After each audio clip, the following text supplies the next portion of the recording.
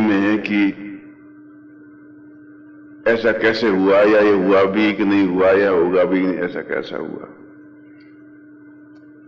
इस देश में एक बहुत बड़ा पाखंड फैलता जा रहा है और वो पाखंड फैला रहे हैं धर्मगुरु। गुरु की भेद या जाति नहीं होती। जाति न पूछो साधु की, जान दीजिए ज्ञान। यद्यपि गुरु की जाति नहीं होती, मगर गुरु दो श्रेणी में आते हैं, एक धर्म गुरु, एक अध्यात्म गुरु। इस देश का जितना पतन धर्म गुरुओं ने किया है, उतना तो यहां की प्रजा ने भी नहीं किया, अंग्रेजों ने भी नहीं किया, मुगलों ने भी नहीं किया। धर्म गुरुओं ने सबसे ज्यादा इस देश का पतन, बर्बादी की है। क्योंकि धर्म के नाम पर दीवारें खिंच गई, जाति जाति में लड़ाई होने लगी, समस्याएं पैदा हो गई। मगर दूसरे गुरु होते हैं अध्यात्म गुरु, और अध्यात्म गुरु अपने आप में अध्यात्म के अंदर लीन रहता है। और अध्यात्म का मतलब है आत्म में लीन होने वाले व्यक्ति को अध्यात्म कहते हैं। अध्यात्म गुरु जो आत्मा का अध्ययन करता रहता है, वह अध्यात्म गुरु है। इसलिए यहां पर धर्म गुरुओं की बाढ़ सी आई हुई है, एक फसल सी बोई हुई है, और हर व्यक्ति धर्म गुरु हो जाता है। इसलिए धर्म गुरुओं की ज्यादा चिंता करने की जरूरत नहीं होती, क्योंकि धर्म गुरुओं ने हम सबको ज्यादा बर्बाद किया है, हम ज्यादा को कष्ट दिया है, हमें इस देश को सबसे नीचे धरातल पर नीचे गिराया है। शायद मेघालय अंग्रेज ने इतना अधिक नुकसान इस देश का नहीं किया होगा जितना धर्म गुरुओं ने किया। अध्यात्म गुरुओं ने इस देश को बचाया, ऊंचा उठाया, एहसास करवाया। और अध्यात्म गुरु अपने आप में लौकिक संसार के इन क्रियाकलापों में लिप्त नहीं होते, वे रहते हैं अलिप्त से रहते हैं, निर्लिप्त से रहते हैं, निर्विकार से रहते हैं। वे अध्यात्म गुरु हैं। वे दिखते तो मनुष्य ही हैं, चाहे वो दुर्वासा हो, चाहे श्री कृष्ण हो। उनकी लीलाएं भी वही होती है, कार्य भी वही होते हैं। कार्य को आप लीला कह देते हैं, मगर वह अपने आत्मा में लीन होते हैं। और जो आत्मा में लीन होता है, उनको आप लोग देख इसलिए नहीं पाते क्योंकि आप धर्म में बंटे हुए हैं। और धर्म में आप बंटे हुए नहीं हैं, आपको बांट लिया गया है। आप मुसलमान के घर में पैदा हुए, आप मुसलमान बन गए। आपकी इच्छा थी या नहीं थी, मगर आप जबरदस्ती मुसलमान बन गए। जैन के घर में पैदा हुए, जैनी बन गए। यही आप किसी ब्राह्मण के घर में पैदा होते, ब्राह्मण हो जाते। ईसाई के घर में पैदा होते, ईसाई बन जाते। आपके हाथ में कुछ नहीं था कि ईसाई बनूं या हिंदू बनूं या मुसलमान बनूं। ये तो मां बाप ने आपको जबरदस्ती ईसाई या हिंदू या मुसलमान बना दिया। अब उसके बाद में आप क्या बन रहे हैं, जो बन रहे हैं वो अध्यात्म है। और हम इस पत्रिका के माध्यम से अध्यात्म का प्रचार कर रहे हैं, धर्म का प्रचार नहीं कर रहे। यह आध्यात्मिक पत्रिका है, यह धर्म की पत्रिका नहीं है। धर्म को मैं भी ढकोसला मानता हूं, ढोंग मानता हूं, पाखंड मानता हूं। अध्यात्म अपने आप में निर्लिप्त होता है, निर्विकार होता है। वो खाते हुए भी नहीं खाता, सांस लेते हुए भी नहीं लेता। वह उसके लिए स्त्री और परस्त्री अपने आप में भेद नहीं होता। क्यों? अध्यात्म में न स्त्री होती है, न पर स्त्री होती है, न स्व स्त्री होती है। वह एक साधक होती है, वह एक अध्यात्म होती है, वह एक आत्मा होती है।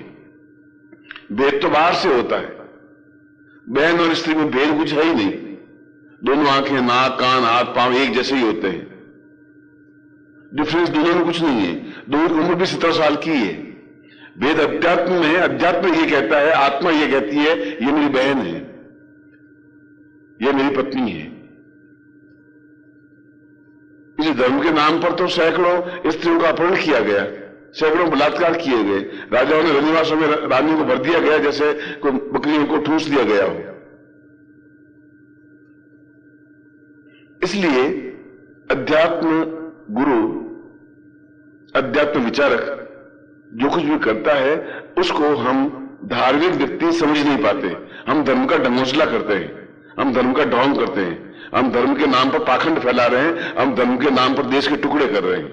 और किए, मुगलों ने किए, अंग्रेजों ने किए, और हुनों ने किए, यवनों ने किए, तुर्कों ने किए। इसलिए ये दोनों व्यक्ति जिनका इन आख्यान बताया है वे अपने आप में आध्यात्मिक व्यक्तित्व थे। और जब हम अध्यात्म में चले जाएंगे तब हमारे चेहरे पर एक मुस्कुराहट होगी, आंतरिक मुस्कुराहट, आनंद का उद्रेक अंदर से पैदा होगा, अंदर एक अमृत कुंड पैदा होगा। तब हमारी आंख में विकार पैदा नहीं होगा, तब हमारी आंख में ऐसी कोई गंदगी पैदा नहीं होगी, तब हमारे चित्त में कोई ऐसी मलिनता पैदा नहीं होगी।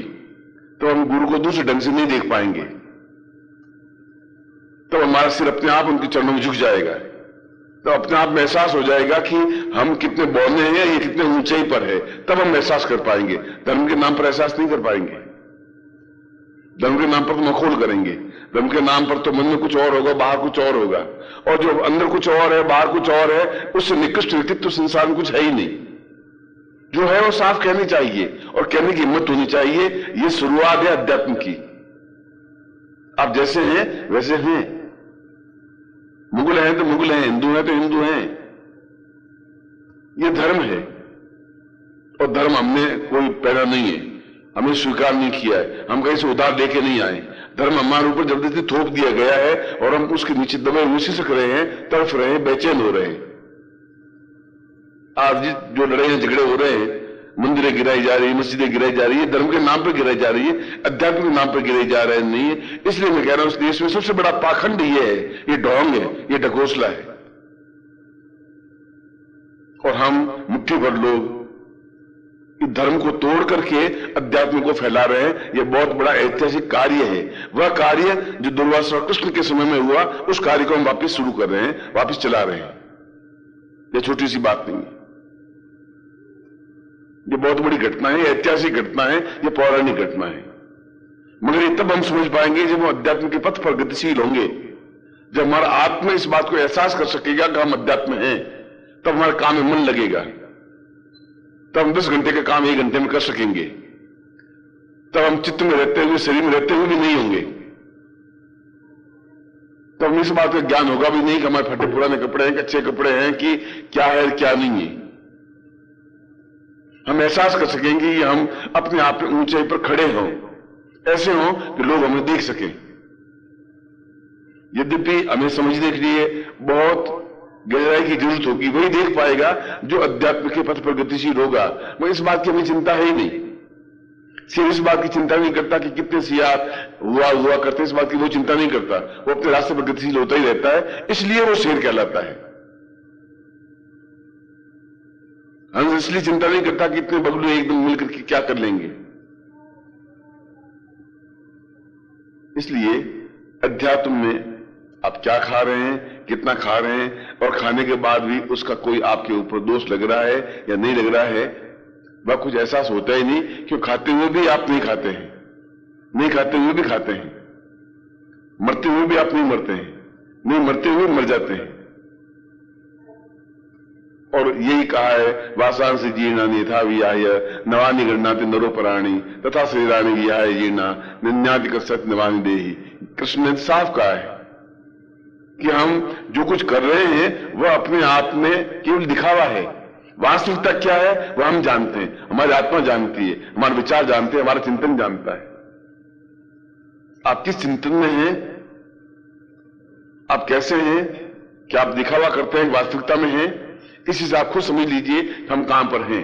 क्या हम सेवा कर रहे हैं गुरु की, क्या हम शिष्य हैं, क्या हम ढकोसला कर रहे हैं, क्या हम ढोंग कर रहे हैं, क्या हम पाखंड कर रहे हैं। आप खुद ही अपने आप में निर्णय कर लीजिए। जब आप निर्णय कर लेंगे और निर्णय करने की पहली बार एक पैर बढ़ाएंगे, तब आपको एहसास होगा कि आप अध्यात्म के पथ पर पहली बार पैर बढ़ा रहे हैं।